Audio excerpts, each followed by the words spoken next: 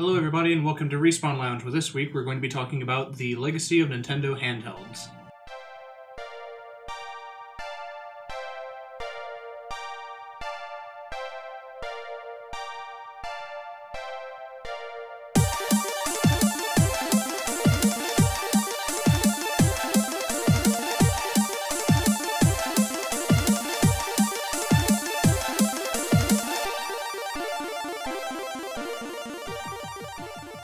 So Nintendo handhelds started in, the first was released in 1989. It was the Game Boy. It was conceived by Gunpei Yokoi, who I believe he worked on the Game & Watch titles before that. Mm-hmm. And he also made like the Ultra Hand and stuff like that. So he was kind of like almost like a contractor designer for Nintendo at the time. Yeah. So then I guess also to clarify, handhelds are the ones you can like change the cartridges with. Because there are some people who consider the Game & Watches okay, yeah, that makes sense. the first handhelds. Okay, well, yeah, we're beginning with the Game Boy, like kind of the ones that anyone bought. The ones with exchangeable cartridges. Well, people bought them, but my experience with Game & Watch, or Game & Watch-esque, like consoles is the really shitty, like barely licensed ones you get. The Tiger Electronics looking ones you got from like Burger King. Uh-huh. Yeah, I had a Sonic the Hedgehog one. It was pretty dope. I had a Shadow one that was literally like what's the like racing game where it's from like the back of the. Oh, and you just dodge stuff? Yeah. Like you were just Shadow the Hedgehog and you were dodging cars. It was like Outrun? Yeah. Nice. So anyway, the Game Boy was created by Gunpei Yokoi, who had the idea from the concept of like Japanese salarymen being on their way to work on trains and stuff. And he saw one who was just like playing with buttons on a calculator, like trying to entertain himself. Mm-hmm. So he thought, what if I could make like a calculator but for video games? Is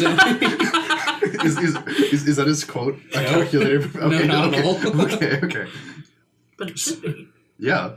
So he created the Game Boy, which sold with a pack-in of a remake of Tetris, or a port rather. It's pretty much the exact same game as the NES version, I think. Yeah. Mm-hmm. Which is considered the best-selling game for the platform at like 30.26 million according to Wikipedia, but that's including both as a pack-in and being sold separately. Mm-hmm. After that is the combined Pokemon Red and Blue, which sold just about 24 million. Yeah. As of 2009. There was also... Wasn't there Mario? Yeah, Super Mario Land was created for it. There were actually two. Because there was Super Mario Land 2, 8 Golden Coins, but I think that's actually a Game Boy Color game. Actually, let me check. I own that game. I don't remember. I know that there's also one of the very few Wario games beyond like WarioWare. It was Wario's Woods, I believe. Yeah, it's either or Wario Land, I think, was one of the two. I think of Super Wario Land 3. Yeah. Yeah. The Wario games are really good. They're super fun. And it's so unfortunate that okay, so was it Game and Wario? It was a regular Game Boy? Yeah. Okay. It's the discrepancy between like Game Boy and Game Boy Color is like, kind of bizarre because for all intents and purposes they are the same platform. Yeah. It's just that color can display in color, but most of the games that you can play on a regular Game Boy, you can also stick in a Game Boy Color. They'll work just fine, but then most of them will also have at least one color.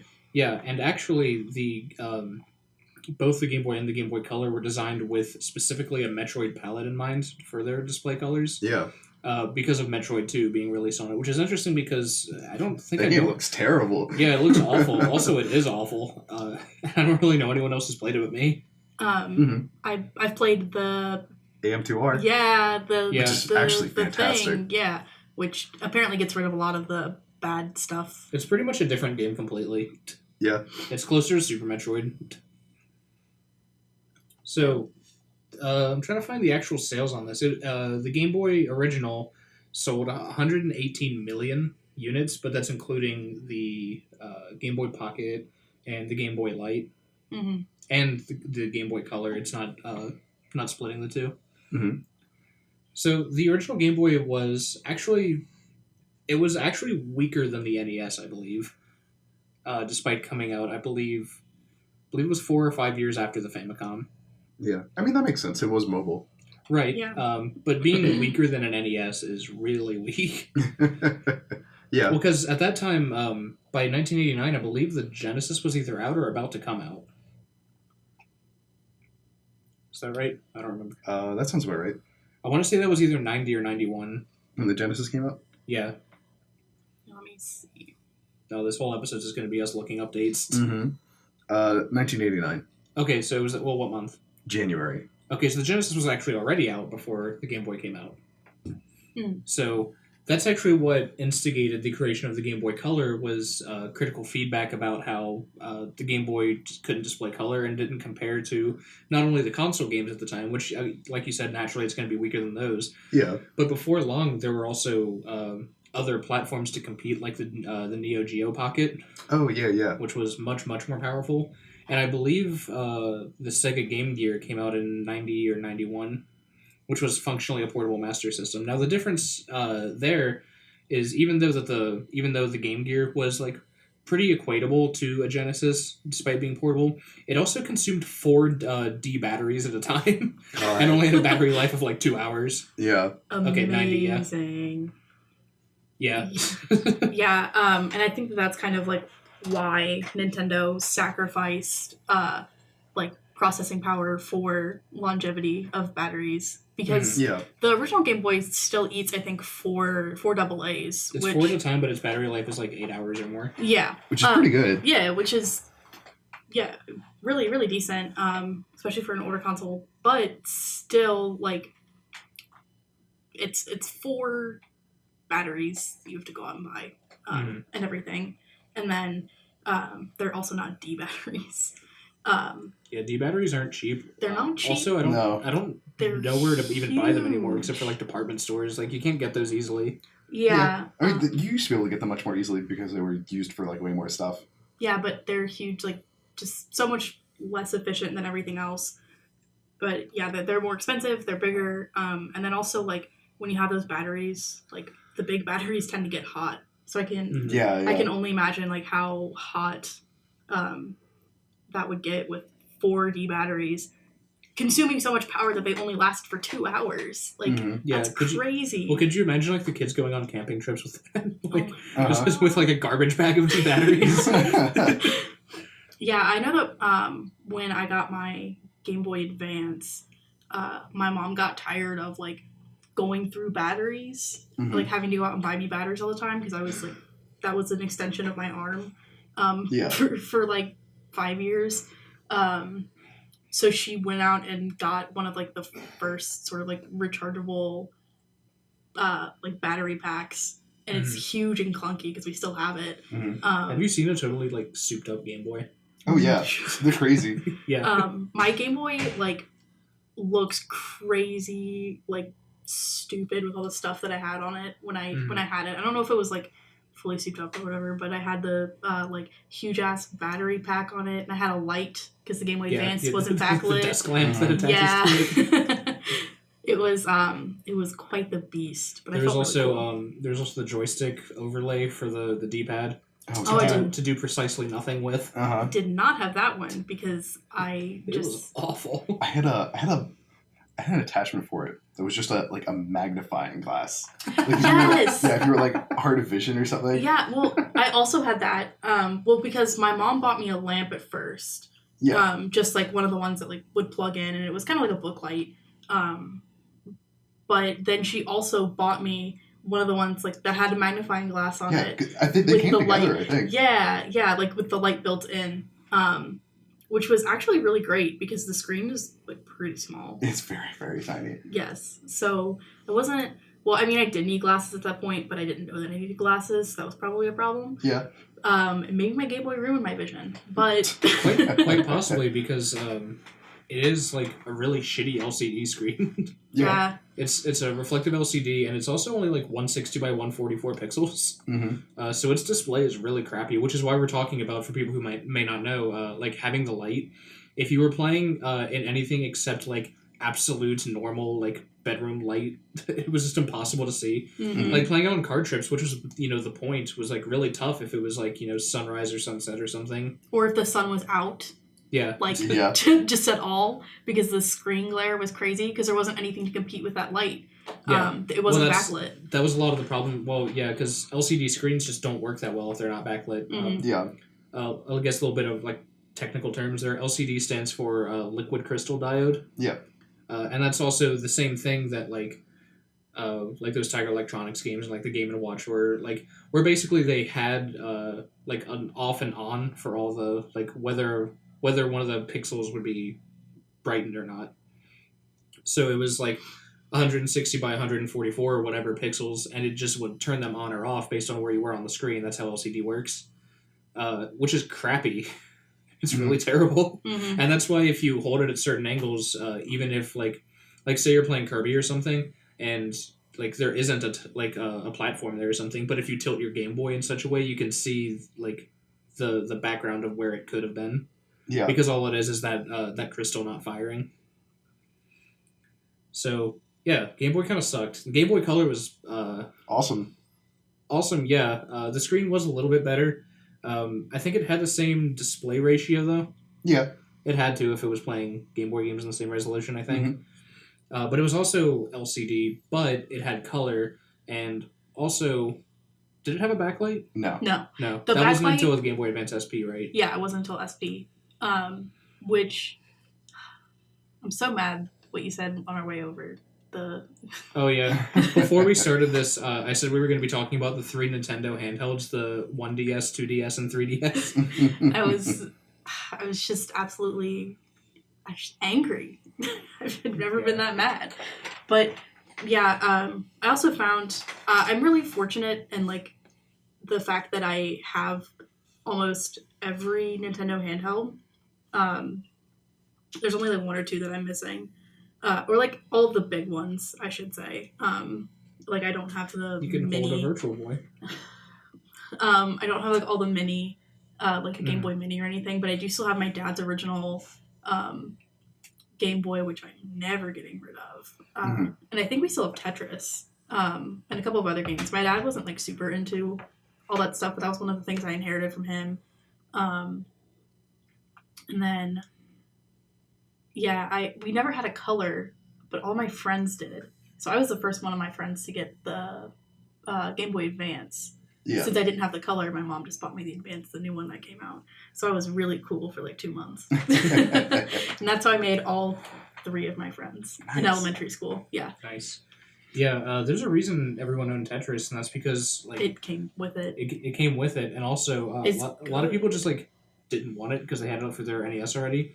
So it got sold back really often. So buying it is extremely easy and extremely cheap. It's like maybe $5 even now. Yeah, and it's a really solid port of Tetris. Like Tetris is one of my favorite games. And I hate when there's lag on Tetris. Like, why? Why the fuck is there lag on Tetris? It makes me so angry. You want to explain that to me, Microsoft? Yeah. The Game Boy runs Tetris better than the 360 does. Yeah, I know. The Game Boy port of Tetris, really solid. It's a really good port. Like Tetris, in high school, I played Tetris so often, like that they tried to block the site where I would play it, and then I just found another site, and then I just ended up making my own Tetris game because fuck the system. Yeah, I'm gonna play Tetris. You can't stop me. Yeah, so. It also came with Super Mario Land, which I'm trying to remember who made that. Let's see, it was directed by Satoru Okada, and that's why it's not very similar to other Mario games. Like, yeah, you run and jump and collect coins, but like, this was the game that introduced Daisy, because she replaced Peach as the princess in like the New Kingdom or whatever. Let's see, I'm trying to see if they named the kingdom in this article.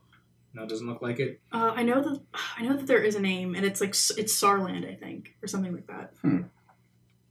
Sarasaland. Oh, Sarasaland. Yeah, so yeah, you run and jump your way through. I think it's like 6 worlds of 2 stages apiece, with like a boss fight at the end, and the boss fights are a lot more interesting than older Mario games. Oh yeah, they're really cool. Yeah, because like some of them are like Gradius like ship battles, which are really cool. Some of them are just like jump over the bad guy and hit the thing in the back like Bowser. Yeah. But it's a very short pretty easy game. It's easier than Super Mario Brothers 1 is. Mm-hmm. Yeah. I could beat it as a child, and I was terrible at video games. The Game Boy also introduced everybody's favorite round boy, Kirby. Yeah. Kirby's Dream Land, where he was white. Yeah. Yeah.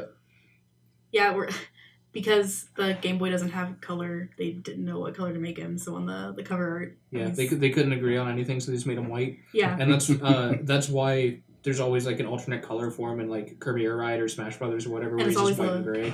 Yeah, but then there's also too the big debate was between the pink and red or like the orangey yellow. Yeah. So that's also why the one of the other color options is always orange and yellow. It's usually like player 2. It's usually defaulted to that orangey color because I think that's what Miyamoto wanted was the orange. But pink ended up winning, and I think Kirby's much better for it. He's a very soft, perfect boy. Yeah. That's also like I was surprised because Kirby's Dream Land was one of the later Kirby games I played because I played all but like 2 or 3 at this point. Mm-hmm. It was just something I never had a chance to get my hands on until like way later. I'm surprised how many of Kirby's modern conventions are derived from Dreamland. Like, yeah, like they're all evolutions of that game, but like they retain a lot of those basic elements. Mm-hmm. Most of the enemies are like initially shown in Dreamland. A lot of bosses like Krako and DDD. Even the arena you fight DDD in, which is like reused in a few games like Superstar. Mm-hmm. Yeah, Kirby was one of Nintendo's like handheld only things for a while. It didn't stay that way for long, I don't think. Yeah, because Kirby's Dream Land 2, I believe, was also Game Boy. Mm-hmm. And then the next game would have been Kirby's Adventure for NES, which was 91, I think, because it was at the very, very end of the NES's lifespan. He was very much a handheld, and he always kind of is. But like 3 out of the most 4 recent Kirby games, I think, were console releases. Really? No. Maybe. No, Triple Deluxe Planet Robobot were the 2. Rainbow Curse was Wii U. Mm-hmm. Then there was before that was Yarn. Return to Dreamland. Before that was Yarn. There were 3 regular DS games. Okay, so maybe I got that wrong, but I know that it's about even right now. Which is the last 2 have been portable. That's good. I just think that they're vastly superior. Yeah, I just think it's unfortunate that like Kirby is such a game that was made to play on the go. Like there's not a ton of story. It's like DDD stole your cake. Like go get him. That sort of thing. Kirby 64 has plenty of story. And not much else. Book. So yeah, then we get to the Game Boy Color, which for all intents and purposes like is still just a Game Boy. I was right, it does have the same LCD resolution, but the LCD is a little bit better. Mm-hmm. Yeah, because it displays color too. It has a slightly better CPU. Hard to be much worse than what the Game Boy had, to be honest. Yeah. And it was released only 2 years later. No. When did we say the other one was released? 89? I believe so. So the Game Boy Color was actually released 9 years later. I read that wrong. Wait, hang on, let me check that. That's a lot of years. Yeah, October 21st, 98 in Japan. Game Boy was released... It was in 89, because... Or no. Yeah. Yeah. Yeah, 89. Yeah, huh. It was 9 years. That's a really big gap. I guess that makes sense, though. Just think about how many Game Boy original games there are, and, like, it did take a reasonably long time for it to run into competition. Like, yeah, it was competing with, like, Sega at the point. But Nintendo also had, like, a crap load of brand recognition. That's true. Like, every kid on the street, except for my poor ass, had a Game Boy. Mm-hmm. Yeah, I know that,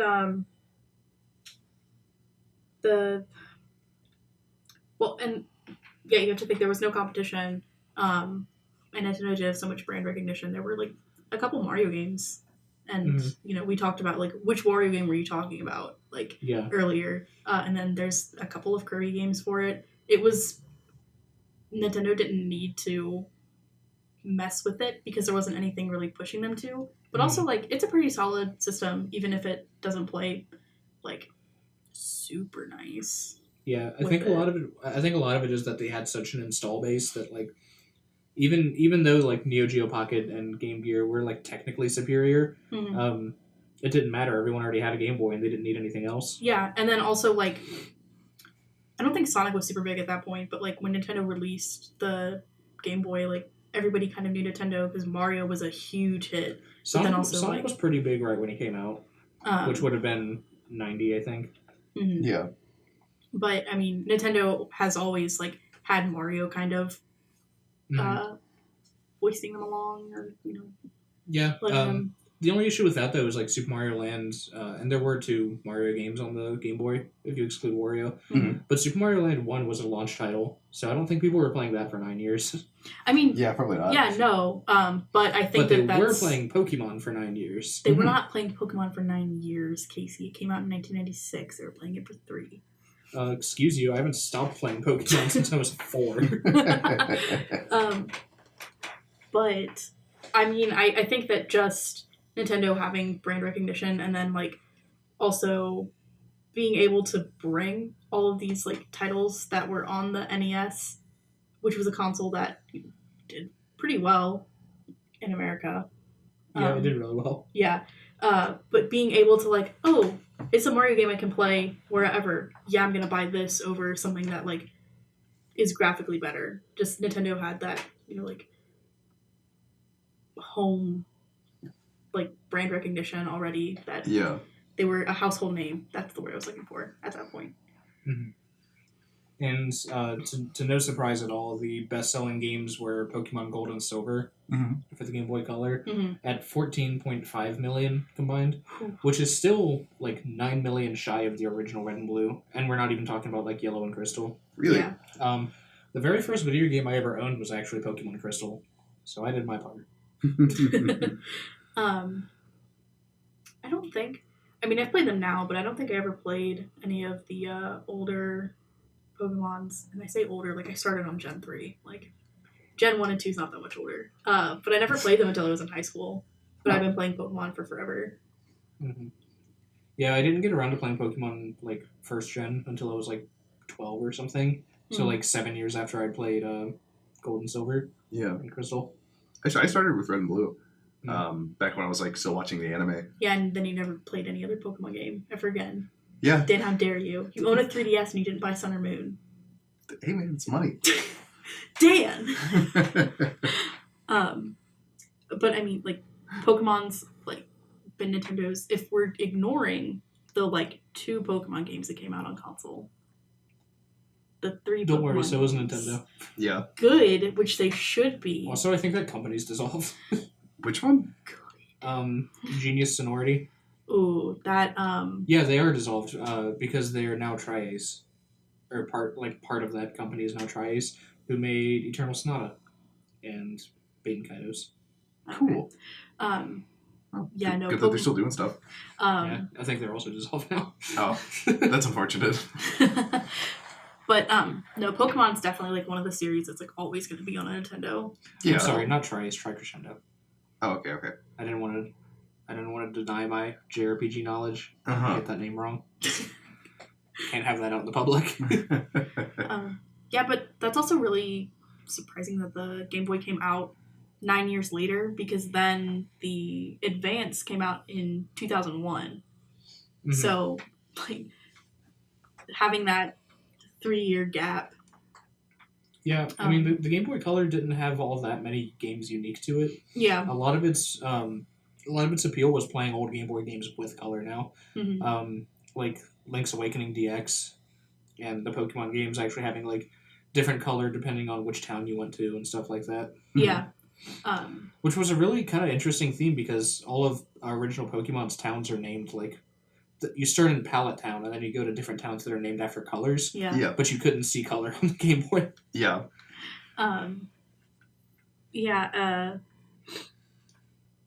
But, I mean, if you just consider kind of, like, the Game Boy Color, like, the 1.5, like, the Game Boy generation up to Game Boy Advance, that's a long-ass really time. Long time. Yeah. Mm-hmm.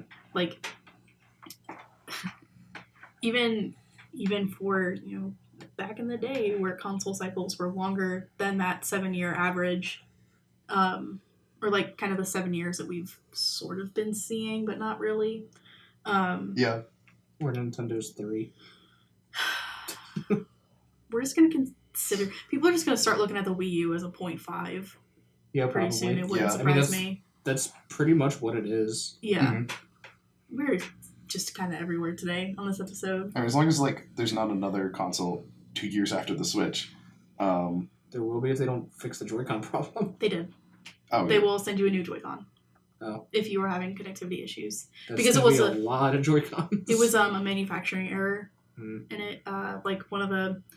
Totally off topic, but the Bluetooth piece was, like, in a place that was being obscured by, like, metal. And then also, like, your hand. So the right Joy-Con wasn't having that problem. It was only the left one, and it was because of a manufacturer's error. So they fixed it. They're sending replacements. But also some people just didn't get busted ones. Like, Ryan didn't get a busted Switch at all. He got one of the perfect ones. Yeah. Because he doesn't have problems with the screen scratching either or anything. But, yeah. I guess if we're talking about portables, we could talk about the Switch. But I mean, that would be the end of this. We've been jumping around a lot. Yeah, that's Okay. true. So let's get on the Game Boy Advance then. I love the Game Boy Advance. Yeah. It came out in 2001. It sold 81.5 million units. Mm-hmm. And once again, best-selling games were Pokemon games. It was Ruby and Sapphire at 16 million combined. Now, there is the successor to this, which is kind of the more, I think, more telling of the future of the handhelds and the SP. Because that's when you get the clamshell screen. That's when it has a dedicated charger instead of taking batteries. Because we're still taking, like, double A's here. Yeah. Which, thank goodness, we don't do that anymore. Yeah. Whew. Carrying around batteries is a bad idea and also annoying. Yeah. Mm-hmm. It's expensive. Mm-hmm. Yeah, I loved my Game Boy Advance. Like I was saying earlier, my mom hated buying batteries so much that she bought the rechargeable battery pack for it, and it's huge. Like, my friends would let me, like, you know, play a game on their Game Boys when we were just, like, sitting around in the playground or whatever. And, like, just holding somebody else's Game Boy, which didn't have the battery pack on it, was, like, I felt like I could snap it in half. Yeah. Because it's relatively thin, especially if you have a battery pack that's 2 inches thick on it. Like, Yeah. 2 inches thick just for the grips, and the battery itself was like 4 by, like, it was huge. It was huge. So the Game Boy Advance was technically comparable to the Super Nintendo, which is most clearly indicated by actual ports of Super Nintendo games. Yeah. So we had ports of Super Mario World because we had the Super Mario Advance series. So we had, I believe, the first 3 Mario games and then also Super Mario World were remade. There were the remakes of Final Fantasies 4, 5, and 6, all of which they added new content. We started to see Camelot start to make games for this because they used to only work for Genesis, but they made the Golden Sun games for Game Boy Advance. What else was on GBA? Fire Emblem's got its start in the US on the GBA. That's also where Minish Cap was. Yeah. Minish Cap holds a very special place in my heart because that's the first video game I ever bought. And we still have the cartridge. Nice. Yeah, and we're seeing a lot of, like, interesting ideas using the link cables that, you know, were so important to the original Game Boy, because we're seeing stuff like 4 Swords. Unfortunately. Yeah, I mean, it was an interesting cool idea, idea, but not a good game. But then also, one of the really cool things about the Game Boy Advance is, like, if you have the GBA connector to your GameCube, you can do fun stuff. Like, in Wind Waker, you can have Tingle drop bombs on shit. Yeah, and you also can find treasure with it's called the Tingle Tuner. That they got rid of that idea when they did the HD remix. I don't know why. But yeah, like being able to I don't think many games took advantage of it, but it was still really cool to be able to, like, hook your 2 consoles together and the only other unlock stuff. The only other examples I can think of are Fire Emblem Path of Radiance. If you connect it with cartridges, it'll unlock, like, new levels and stuff in the trading mode.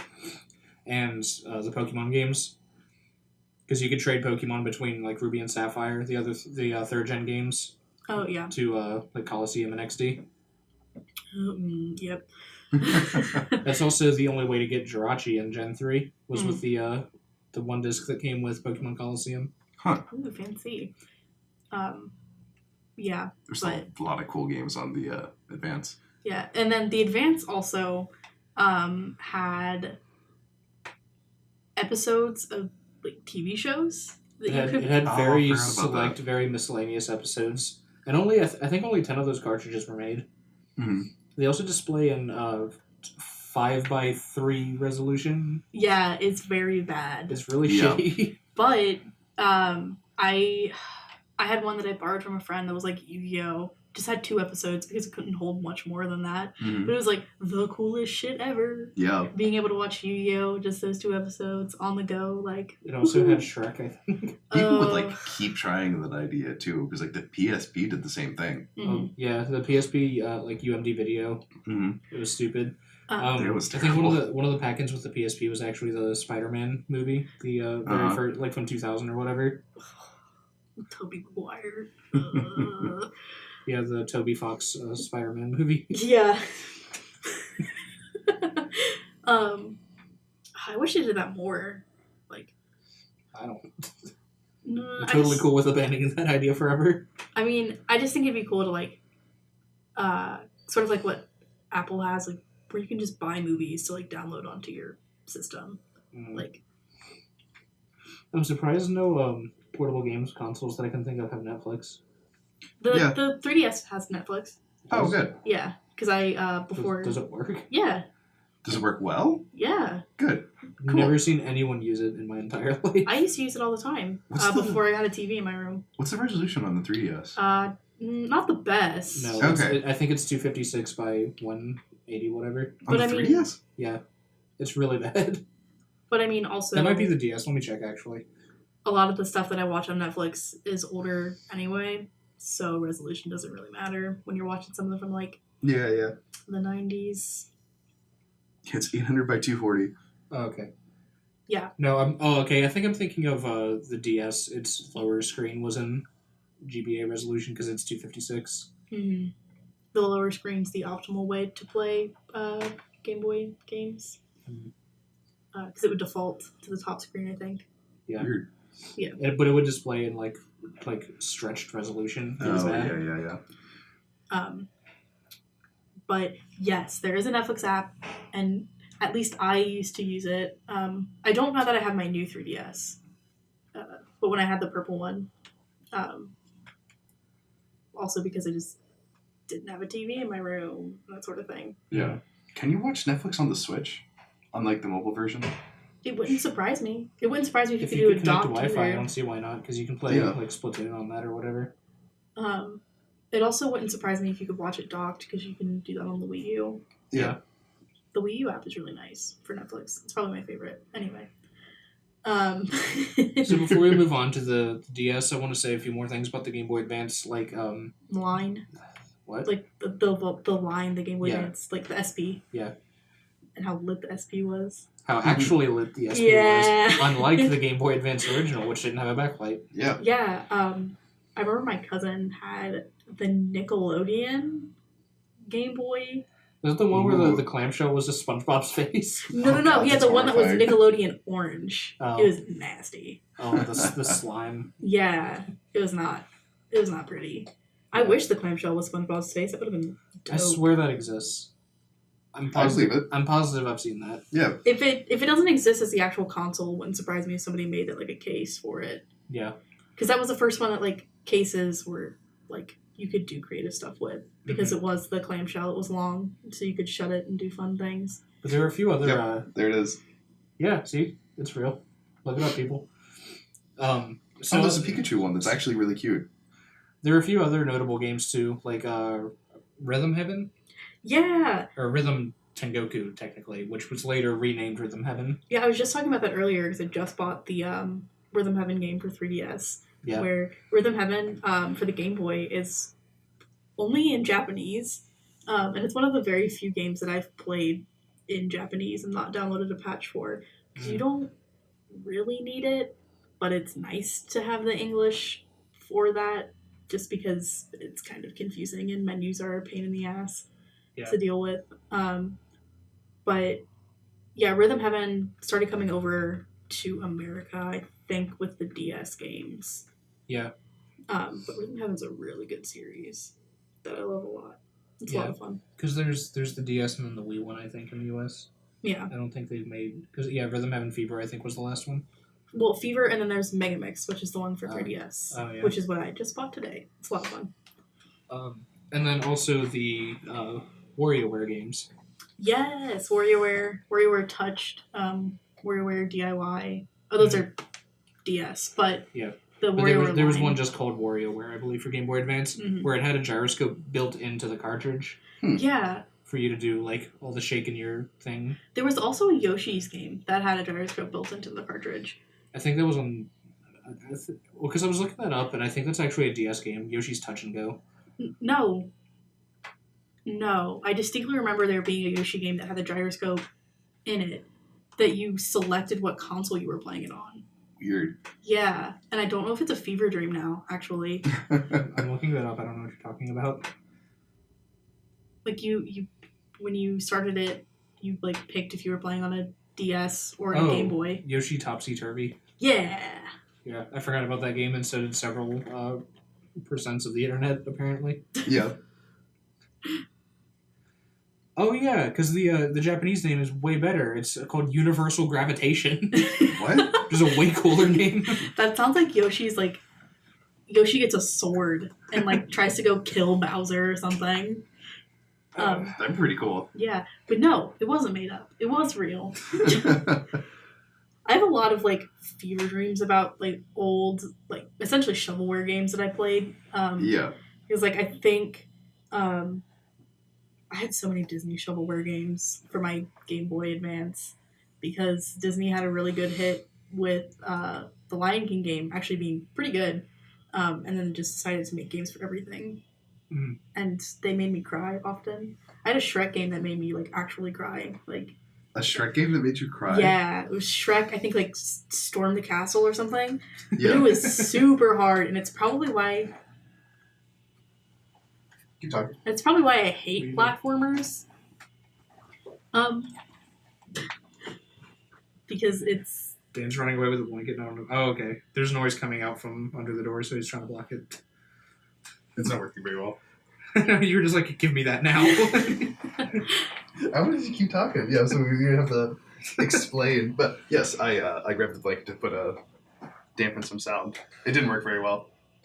It doesn't look like it's picking it up that bad anyway. Yeah. Okay, whatever. So, speaking of games that make us cry, let's move on to the DS, which hosts the first and I believe only game to make me cry. Which is? Like, is it The World Ends With You? No. Oh. What? What? Like, okay, see, crying could either be good or bad. Like, No, crying out of frustration? Crying because I was so upset. Oh. Like, mad and annoyed. It was Pokemon Ranger. I told you this story like a week ago. Oh, right, because the Pokemon Ranger games are some of my favorites. Yeah, so I'll get to that story in a minute, but the Nintendo DS came out in 2004, which is kind of weird to think about it. It came out only 3 years after the GBA. Mm-hmm. Yeah. Because I seem to remember the GBA lasting forever.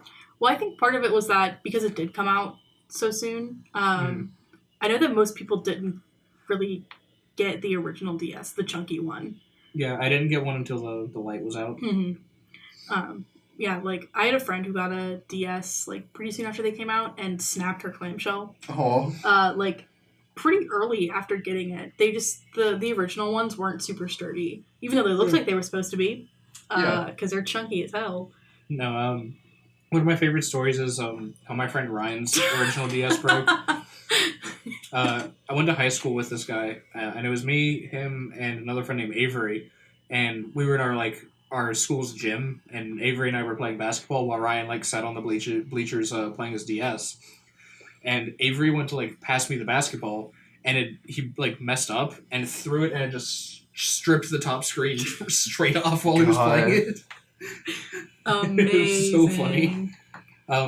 So the DS was the first one to introduce Wi-Fi to the console, which was very important for 3 or 4 games.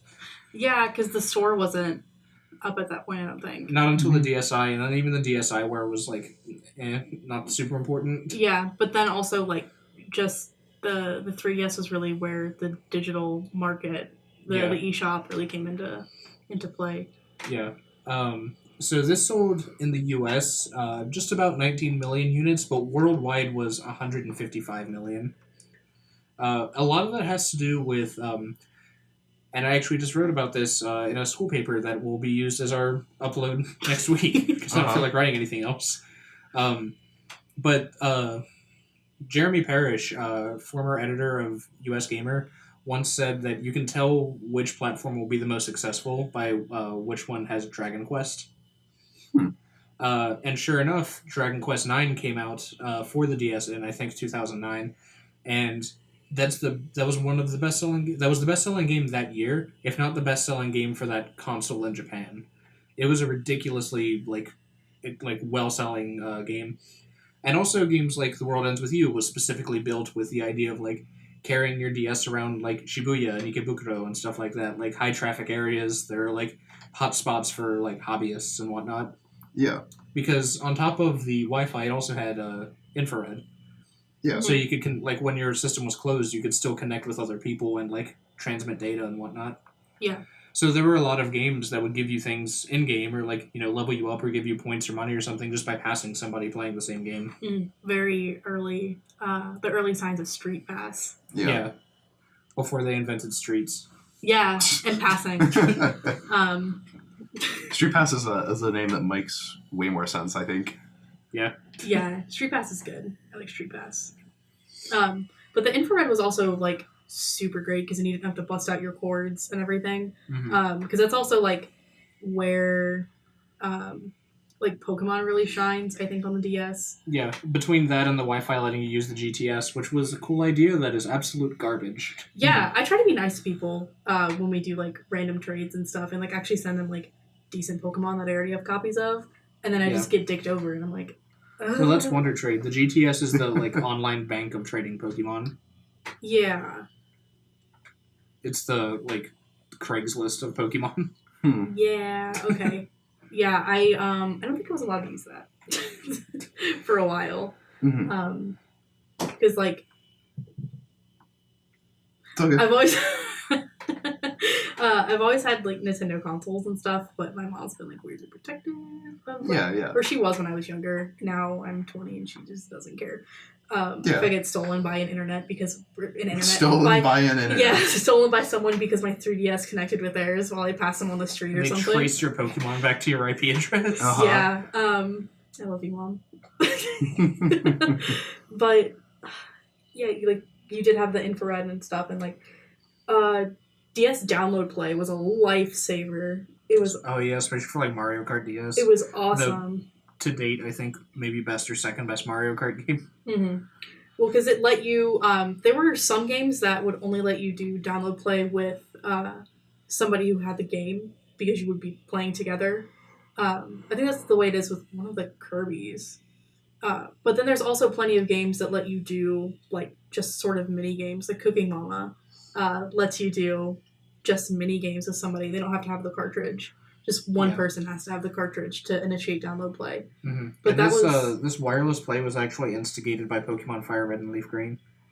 Remember how they came with the little attachments that plugged into the top of your Game Boy Advance to like wirelessly play games and do like berry shit or whatever. And I don't know anyone who ever did it. I owned that and so did all my friends, but we just never never bothered. I remember like download play was awesome because you would go to like I used to do like competitive stuff all the time. So whenever we had like downtime in between like matches and stuff, like one kid would have a copy of Mario Kart for his DS, and you could have up to 8 people playing, and so everybody else would hop on DS the download thing, like the DS download play, and try to get in to play Mario Kart to kill some time before all the other kids got in, because you could only have 7 other people. So it was like 40 of us like hovering around one, like really cool, like, oh, look at me, I'm 12. I'm 12 and have Mario Kart. Yeah. So we never actually mentioned the fact that the DS is dual screen and touch screen. Yeah. Which is, I guess it's easy to overlook now because, like, I don't know about you, but I'm so adjusted to my 3DS at this point that seems, like, perfectly normal. Yeah, because every Nintendo console, or handheld at least, has been since 2004. Yeah. For, like, a majority of the time of my life that I remember. Has always had the two screens and been touchscreen. And there's a lot of times where I think that the touchscreen doesn't work super well, or I just kind of ignore it. Yeah. But there also are games that like do make really good use of it, like WarioWare, and not Pokemon Ranger. Pokemon Ranger is really good, Casey, and Guardian Signs is the best, and Guardian Signs isn't the one that made me cry though. It was the original. Yeah, but I'm saying Guardian Signs is so good. Guardian Signs is so good. There's Ukulele Pikachu. He plays a song to distract the enemies. Casey is so good. That's pretty cute. He has a little ascot. And he But that plays a wouldn't make him ukulele. Yeah, and he didn't make me cry, so I Yeah, don't so care you about need it. to play the game. It's so good. No, I love Pokemon Ranger. I will defend Pokemon Ranger until I die. it's gonna be pretty soon. Yeah, because they haven't made a new game in forever. Yeah, because they're trash. No, shut up. I'm not going to fight about Pokemon Ranger on our podcast. But it's good, and it's one of the games that I feel really makes good use of the touchscreen. Because most of the other stuff is just like navigate. You can navigate using the touchscreen, or Wow. yeah. Well, the DSs were a lot of JRPGs found their way to America, and most of them just used it for a map. Yeah. Which was cool because one of them in particular, Etrian Odyssey, is I don't know how to describe it. It's a dungeon explorer, like a first person like dungeon crawler. Yeah. Where you aren't given a map, but you're given a blank screen for you to draw your own map. That's cool. Yeah, and it gives you like a ton of icons and stuff, and like you can change colors and shades and things like that. So I think that's a really cool use of it. I think Phantom Hourglass's idea of marking on the map was cool, but nothing else about that game. Spirit Tracks did the same thing. Yeah. Spirit Tracks was another game that made me cry out of frustration. And that's for the DS, so that because the DS had a microphone, and so the part that made me cry in frustration, I was stuck on this for literally a year. In Spirit Tracks, you have to play a panpipe. That's Link's instrument of the day. And you play it by blowing into the microphone, which is bad in the first place. The microphone is not stellar. And by taking the stylus and sliding the panpipe to so you're actually playing whatever, like a panpipe. Yeah. But it just doesn't work. It doesn't work. There's the very last one is like relatively difficult, and you have to get them like pretty close to perfect in order to pass and like be able to move on with the story. So I was stuck on it for a year, and like there were times where I just like cried out of frustration trying to get this like fake ass musical instrument to work. Like I played flute. I know embouchure. I know all that garbage that you need, but none of that translates when your microphone is horrible garbage. Yeah. But the DS also saw another one of my favorite game series, and that's Phoenix Wright. And Phoenix Wright... Not originally, but originally in the US. Yes. Phoenix Wright and all of its translation problems. Mm-hmm. Or not translation, all of its localization issues with this is definitely America, but you're like... it looks like you're in a feudal Japan. They're like, no, we're still in America. Yeah, it's America. I love Phoenix Wright.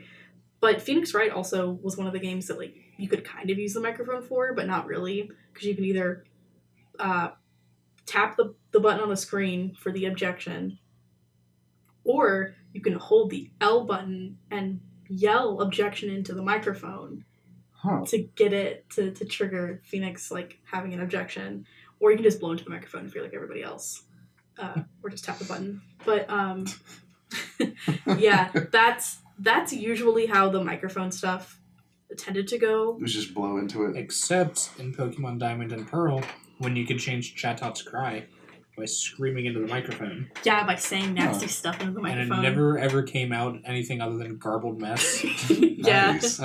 Because I really wanted my my Chatot when I was 9 to come out and go like, "Hi." And it came out and it was just like, ah! Yeah, that's probably for the best, though, because could you imagine, like, fighting against somebody who's Yeah, challenged and goes, fuck you! He comes out and it's just like, dick! Oh, that would have been great. And I'm really sad that they don't use that feature now on the DS, or the 3DS, which actually has a half-decent microphone, because I wanted mine to say, what's up, B, every time he came out. Nice. The DS also had, like, some weird-ass peripherals for it, just because it had the Game Boy slot. Uh-huh. So, like, the one that really sticks out to me is Guitar Hero,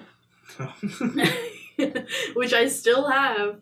This horrible, like, Guitar Hero controller that, like, you couldn't play for too long because of the way, like, you had to hold the system horizontally, or no, vertically, so it was, like, on its side, pretty much, and the way that you usually hold things, your wrist is bent, but you can't play the game for super long with your wrist being bent, so they tell you to have your wrist straight, so then you're playing a game with, like, your arm at a 90-degree angle. Nice.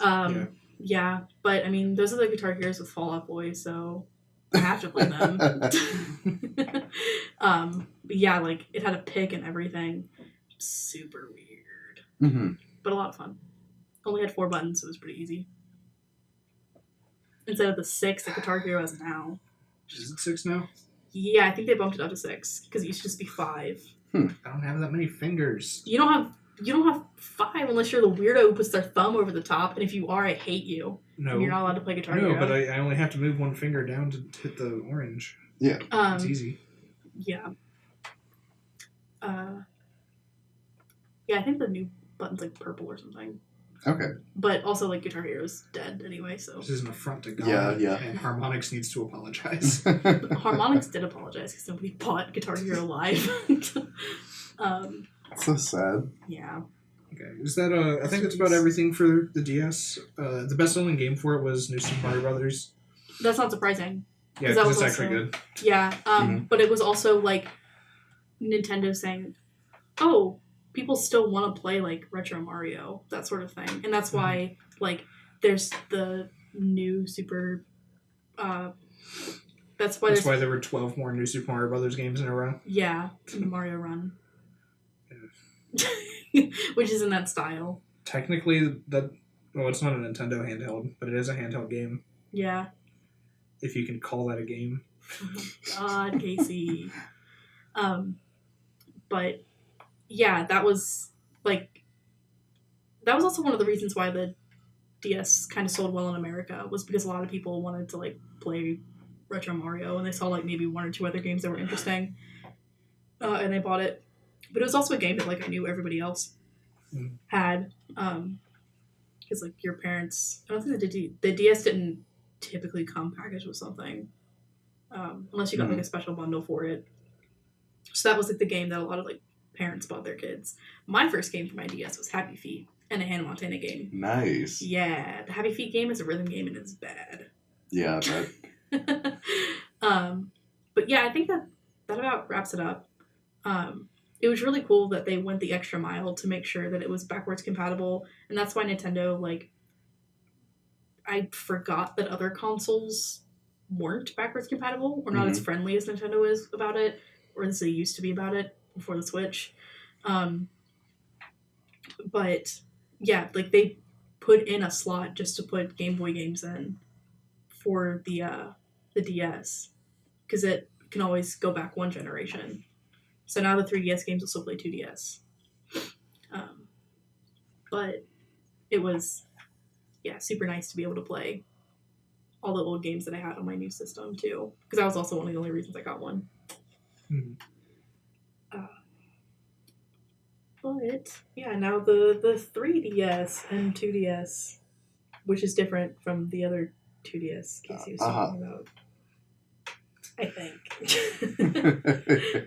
Yeah, so the 3DS was released in 2011 and is unless you count the Switch, which is a weird hybrid between portable and console. Yeah. It is the current incarnation of the Nintendo handheld. Unless you count the new 3DS. The 1.5. Yeah. It is an improvement, though. It does have a better processor and another stick. and another stick. Well, kind of. It's got and it does have games that cannot be played on the 3DS that can be played on the new 3DS. There's also games you can play on the 3DS that will only play in 3D on the new 3DS. Yeah. And some games that will barely play on the 3DS. Like Hyrule Warriors. Yeah, Hyrule Warriors is also one of the ones that will only play in 3D on the 3DS or on the new 3DS because all of the processing power that the 3DS has to go to actually playing the game. They can't worry about frivolous things like their fake 3D that hurts people's eyes anyway. I didn't realize that people didn't play with the 3D on their 3DSs for a while. Yeah. But I mean, Nintendo apparently already ruined my eyes with the Game Boy. So it's fine. Yeah, why not? It's much better on the new 3DS though because it does the eye tracking. Mm-hmm. Mm-hmm. So you don't lose the illusion quite as easily. Just aren't that many games that utilize the 3D that I think are actually improved by it. It was the games that I have found myself like turning the 3D on, at least just a little bit for, have been. Well, I did it in Phoenix Wright, the download Ace Attorney games that you can get off the eShop. Like have like kind of a 3D sprite layering thing, so that was pretty cool. But it's also like relatively inoffensive. But Animal Crossing New Leaf was the other one that I used it on, and then also Ocarina of Time 3D, which was the reason that I bought my 3DS in the first place. And I have never regretted it. I have so many 3DS games now. It was nice using it for like big set pieces and stuff in games, or like beautiful cutscenes and stuff. It was nice having like a 3D option for that. Yeah. But like most games on the 3DS, like I didn't really care about having the 3D for because they just like didn't really have anything visually going on. I really like it for Animal Crossing because it makes it look kind of like a diorama almost. Yeah. Like it just adds to that really cutesy kind of like fantasy world thing. Super Mario 3D Land benefit. Well, okay. There was a puzzle that could only be solved by using 3D. I don't know if I say that's a benefit. Yeah. But it did utilize it in a meaningful way. And then there's also, then there's the new 3DS. But this is 3DS, then the 3DS XL, then the new 3DS, and the new 3DS XL. And whoever's naming things at Nintendo needs to stop because they're ruining sales. Because then there's also the 2DS. And you're getting into the Wii and the Wii U. Yeah, and then you get into the Wii and the Wii U problem where people literally didn't know that it was a new console. Yeah, they thought it was just a 0.5 or an add-on. Yeah. I mean, even I thought the Wii U was just the controller for like a month. Yeah. Yeah. So I'm glad that they've broken away from that, and the Switch is the Switch. And they didn't name it the Switch. Ugh. Speech. I was actually kind of afraid that that's like, well, because they said it's the Nintendo Switch before like they ever really kind of put it on the screen at the presentation, so I was afraid there were going to be two eyes in it. Yeah. Are you ready for the Switch? The Switch. I don't like that. That feels very bad to me. That word. The Switch. Switch, bro. I'm calling it right now. That's the next Nintendo console. Is the I think it's actually going to be the Swatch, and it's just going to be on your wrist. Could you imagine a watch made of like Nintendium though? Like, whew. And Nintendo consoles are really sturdy. Even once they got past the original DS, the chunky one, like the DS Lite's an on. Unless you get hit with a basketball at 100 miles an hour. Yeah. Avery did play sports. Yeah, they are pretty sturdy. I dropped my regular DS, I don't know how many times, but the screen never cracked. I think the worst that happened to it was like the back got a little bit scuffed up, but I could like polish most of that out. But they're super sturdy systems. Yeah, one of my favorite X-Play skits was they just like shot all the consoles with guns and dropped them off buildings and set them on fire. And the GameCube just worked no matter what. Yeah. And on the topic of like handhelds, there's that famous Game Boy that survived the Gulf War. Yeah. And is still just playing Tetris to this day. Good. Yeah, it's in Nintendo's museum in New York, I think. Excellent. Yeah, I really like that the GameCube tried to be a portable console with the Having a handle, handle. but the handle was there for you to pick up and hit your friends with when they disrespected you in Mario Party. Yeah. That's, yeah. But I mean, like, I take really, really, really good care of my consoles now, especially because, like, I do have a 3DS, which is one of the purple ones, was only released in North America. Fancy. But then I also have a new 3DS, which was definitely an impulse buy because Pokemon Sun was not running super well on my old 3DS. Yeah, So I bought one in preparation for that. Well, because I wanted a new 3DS eventually anyway. Yeah, I mean, yeah, same. And I waited until I could get one of the new 3DSs with the faceplates. Mm-hmm. So now my carrying case and my faceplates, it's all Animal Crossing. So we're finding ourselves at a similar point in history with the 3DS's situation as the original Game Boys, where the original Game Boy was competing with, like, technically superior alternatives, and now the 3DS was with the Vita. The Vita only matters in Japan at this point. Not even there. Yeah. The Vita did really, really bad, which sucks because now the Vita's, like, kind of cool because it's got a bunch of JRPGs. So not cool, but I like it. It's cool if you're Casey. It's cool if you're me and have $500 to spend on a SD card. Yeah. because you can only use the proprietary ones. God. Which is a lot of what killed that system, honestly. Yeah.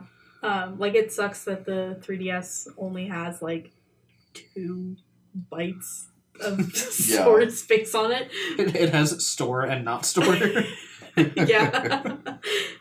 But you could also just slap whatever SD card you want in there. So mine has, like, a 64, I think, in there. But, like, most of the games are only maybe 4 or 5. So I have, like, 5 or 6, like, full games downloaded onto my 3DS, which makes it really... have, like, many more. Yeah, which makes it really, really nice as a portable system to be able to, like, have downloaded titles. Like, it's the one system that I pretty much do exclusively digital on at this point because I don't want to have to carry around a bunch of game cartridges.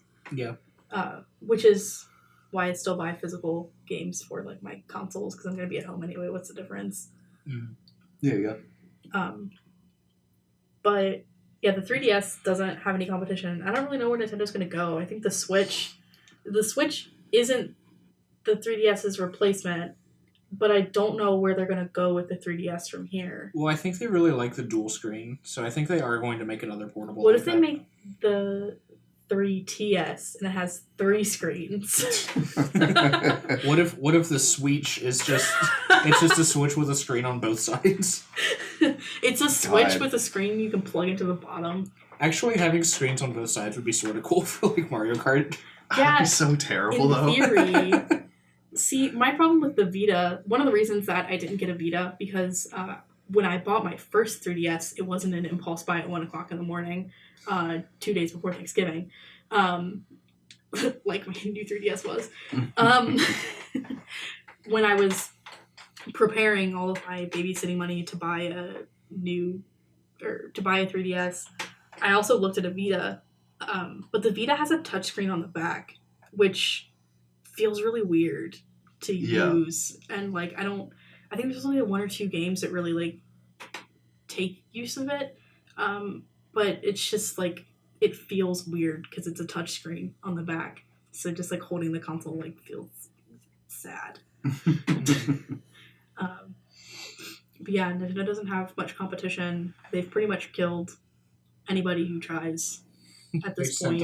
Their hit squads and attack helicopters. Yeah, well, also because, like, the only people who can make one, maybe Microsoft at this point. They're the only people who haven't dipped their toes in. But Microsoft's not, I don't think they're doing super hot right now. The PlayStation 4 is just doing kind of better. I have no insight into Microsoft at the moment. I know nothing about the Xbox One. And that's also, they're like, making the Scorpio now. Are they? Yeah.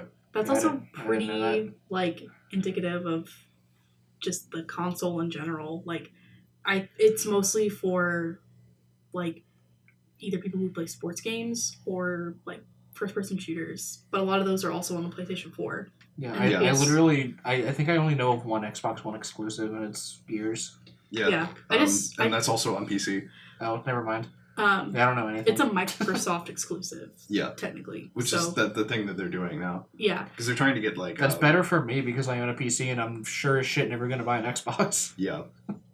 Yeah, it's like dual ownership is what like their big thing is now.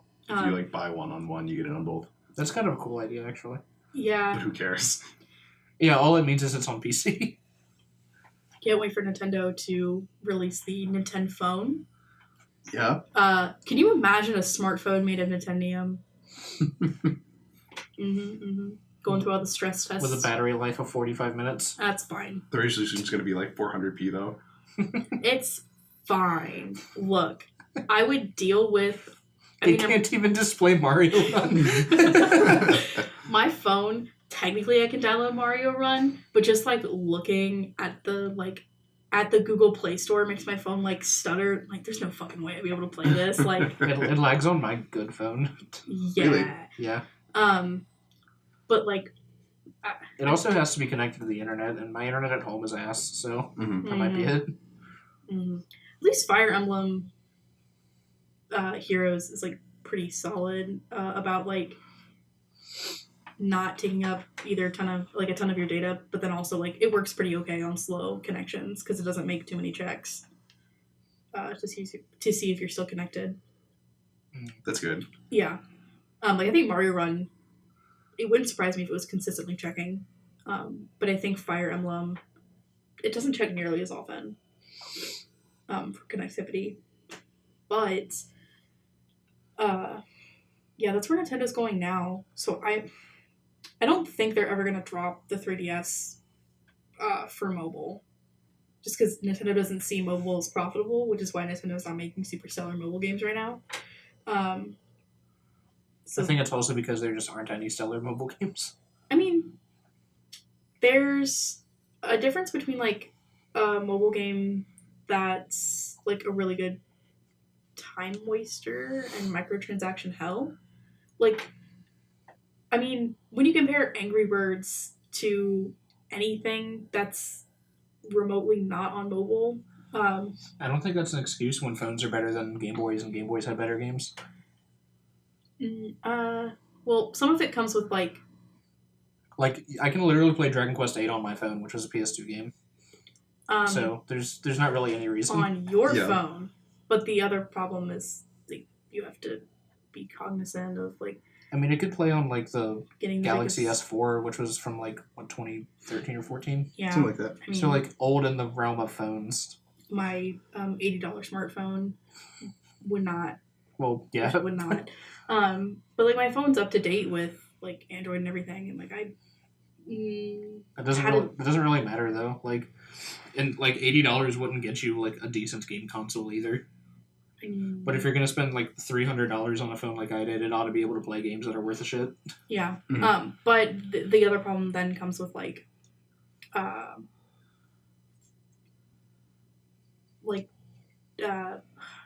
inputs can be difficult on the touchscreens. Like, well, there are a few games that do that well. Like the mobile port of The World Ends With You is really good, and like Final Fantasy Tactics is actually the phone version is the superior version, which is really strange. It's also the best way to play Dragon Quest 1 and 2 in the US right now, and 3, I think. Yeah, I mean it doesn't excuse it, but also like the mobile market is just way different. Like the mobile market's really similar to what happened to Atari. Yes, but what people expect from mobile games versus handheld games are two radically different things.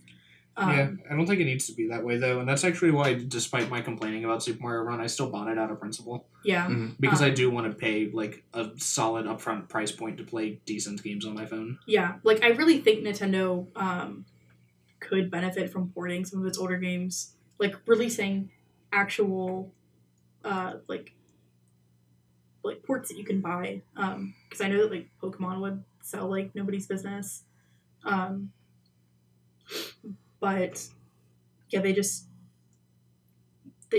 aren't as interested, I think, because they don't have complete control over the mobile market. I think a lot of that has to do with like the people who are playing mobile games. Like, okay, so like I play normal video games or whatever, like on like 3DS and PS4 and whatnot, but I still have a phone because everyone has a phone. Mm-hmm. So like, if there were good mobile games, I'd play them. Yeah. Like, there's no reason those can't overlap. Like, yeah, your Angry Birds and your like pay to play and whatever, like those games can still exist on mobile for people who just really like Happy Wheels or whatever. Yeah. Which you can still make like fully well made phone games, and like gamers have smartphones and they'll buy them. Mm. Like, I think it's a self-fulfilling prophecy that phone games are bad. Yeah. And just part of it too is that like, when you look at when you look at the mobile market, like taking everybody who has an Android and who is up to date on Android or whatever and uses the Google Play Store, and the percentage of people that actually like download the game, because there are so many people, it always looks really weird, like the percentages and everything. And then half of the people who download a game, downloads are not indicative of like playing at all, because half the people who download it, half the people who download it won't ever open the app. They'll just delete it. Yeah, I mean, I've done that a couple of times. It's like found a game that looked sort of interesting, and then I was just like, I don't care. Just delete it. Yeah, like I think I try to play every game at least once that I download, just because like I have to finagle some shit, move some megabytes around to get stuff to usually work on my phone. But I think Nintendo, out of everybody, could change the mobile market for the better, just because like they have so many old games that they could port over, just like the Final Fantasy games are doing. Like I know that people expressed, when we didn't really know what Pokemon Go was supposed to be, a lot of people expressed interest in having like an old school Pokemon game, like similar to 1 or 2, that was Gens 1 or 2, that you could play on your phone, because that'd be really cool. Well, two things about that. Emulators on phone is totally a thing. Yeah. Like, questionably legally, obviously. But, like, a lot of people do that just so they can play Pokemon. Mm-hmm. Like, when people think, like, Game Boy Advance, and Game Boy Color, they think of Pokemon. Yeah. So, like, there's obviously a market for those people. Like, even if Nintendo just sold ROMs for $5 on the phone. Yeah. I think that's a huge market. I think if Nintendo, if you're listening, Nintendo, Reggie Fils-Aimi, whose name I can never say correctly, at Bill Trinan, there we go. Nintendo's like best option would be to like have a Game Boy emulator where you download, and the emulator itself is also a marketplace, to where you buy the games. Final Fantasy did exactly that with the Final Fantasy Portal app. Like you download the emulator for free, and then you have to you buy the ROMs for the emulator in the app, but everything's contained in the app. Which is literally what the Virtual Console is. Yeah, exactly. Just Virtual Console for phone. But anyway, we're pretty well off topic now. Yeah. Sort of. That's where Nintendo, I think, is going to go with their handhelds. I think it's a good idea. I don't think they will. I think they will eventually, but it's probably going to be too late by then. Probably. It is Nintendo. Yeah. Okay. Well, thanks for listening, everybody. Yeah, thank you. I've spoiled what I'm writing about next week, so whatever. what you're writing about? What I already wrote about for class anyway. Uh-huh. Hey, it's written like shit I put on the website. Yeah.